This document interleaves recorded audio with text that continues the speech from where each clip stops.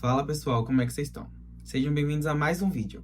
E no vídeo de hoje, a gente vai falar sobre um tema pouquíssimo debatido, mas extremamente relevante. Tanto para a área do direito penal e processo penal, quanto para a área de políticas públicas. A gente vai falar sobre a utilização de bens relacionados ao tráfico de droga. Mais do que simplesmente apreender esses bens, o que está em jogo aqui é como o Estado vai transformar esses recursos ilícitos, né, que são frutos do crime, em instrumentos de proteção social. Então, a gente vai ver o que são esses bens, como eles são confiscados, por que eles são confiscados, como eles são destinados e quais são os impactos jurídicos e sociais dessa prática. Vamos lá?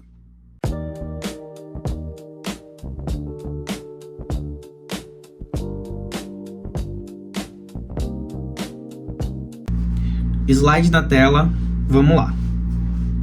O que são esses bens relacionados ao tráfico de droga? Bom, gente, quando nos referirmos a esses bens, não pensem só em dinheiro que é obtido através da venda de drogas. Mas a gente vai falar de todo e qualquer bem que é relacionado, utilizado, né, direta ou indiretamente nessa prática criminosa. Então, vamos ter, por exemplo, imóveis, que a gente vai falar de casas ou terrenos que são utilizados para armazenar essas drogas ou que seja obtido através desse dinheiro ilícito. Temos também os veículos, que vão ser carros, lanchas, motos, caminhões, que sejam utilizados para transportar essas drogas. Temos também os recursos financeiros, que vai ser investimentos, contas bancárias ou até mesmo dinheiro em espécie. E por último, os equipamentos, que vão ser celulares, armas ou qualquer outro tipo de meio que facilite essa operação criminosa. Ian, mas por que confiscar esses bens? Por que esses bens devem ser confiscados? A gente tem, gente, 3 porquês que eu trouxe aqui como exemplo, para que vocês possam fixar melhor. Mas preste atenção nisso. Quando a gente fala do confisco desses bens relacionados ao tráfico de droga, a gente atinge o ponto mais sensível dessas organizações, que é o quê? O poder financeiro. Então, eu trouxe aqui 3 razões para que vocês possam entender melhor do porquê que é feito esse confisco. Primeiro, desarticular as estruturas criminosas. Muito fácil. Sem recurso, essas estruturas não têm como se manter. O segundo ponto, impedir o reinvestimento. Evita que o lucro desse tráfico gere mais tráfico ainda.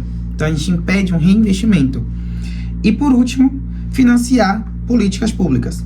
O recurso apreendido aqui, eles são revertidos em ações de prevenção, tratamento ou até mesmo segurança. E o poder do confisco. No Brasil, pessoal, as operações federais de combate ao crime, elas resultam na apreensão de milhares de bens, sejam eles veículos, imóveis ou até mesmo valores. Estima-se que esses bens que são apreendidos somem milhões,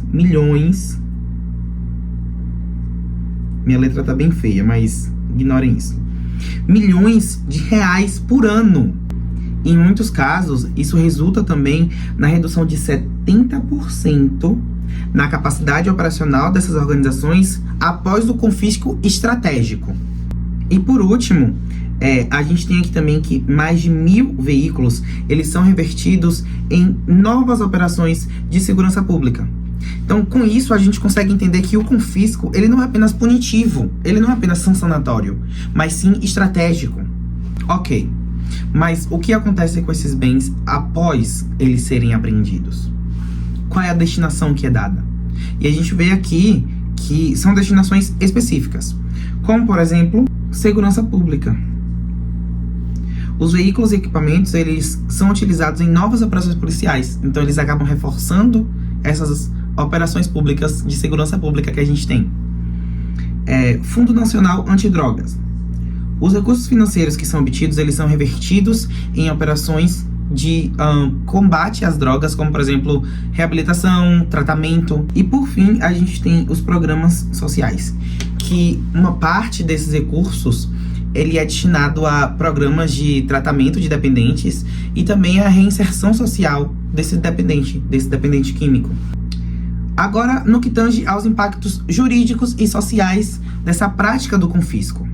Eu separei aqui em duas partes. Então, no que tange aos impactos jurídicos, a gente vai ter um aumento na eficácia das investigações, facilita também a condenação com base em novas provas que são apreendidas, e também desestimula o crime organizado, que percebe a perda desse patrimônio.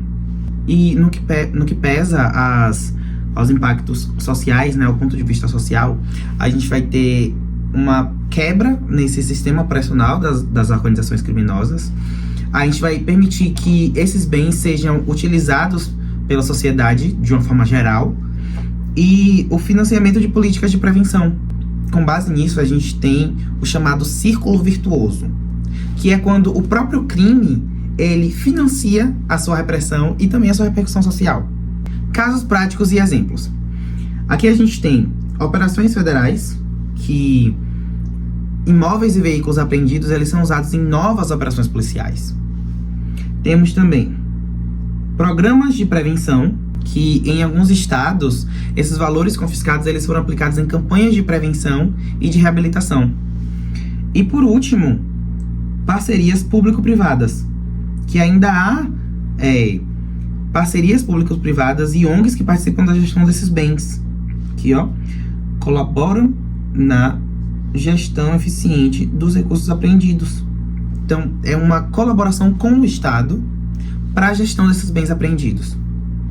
Mas, como nem tudo são flores, eu trouxe para vocês também um desafio na gestão e utilização desses bens. Então, a gente vai ver aqui uma burocracia excessiva. Os processos, eles são lentos e muitas vezes demorando entre 2, 3, 4, 5 anos, o que causa na depreciação desses bens. Nós temos a falta de transparência,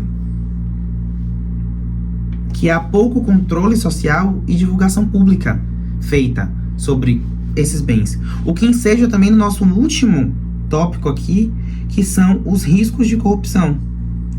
Uma vez que não tem tanta transparência, não tem tanta publicidade sobre essa utilização desses bens relacionados ao tráfico, a gente facilita, a gente abre margem à corrupção.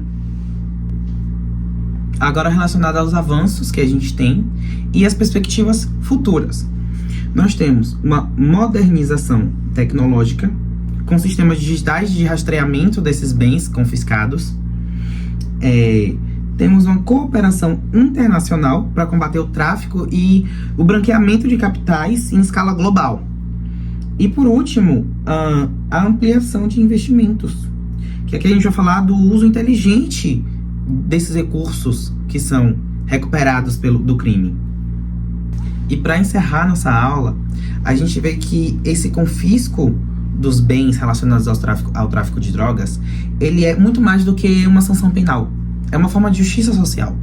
Porque, vejam bem, quando o Estado ele confisca esses bens, ele enfraquece o tráfico e fortalece a sociedade como um todo.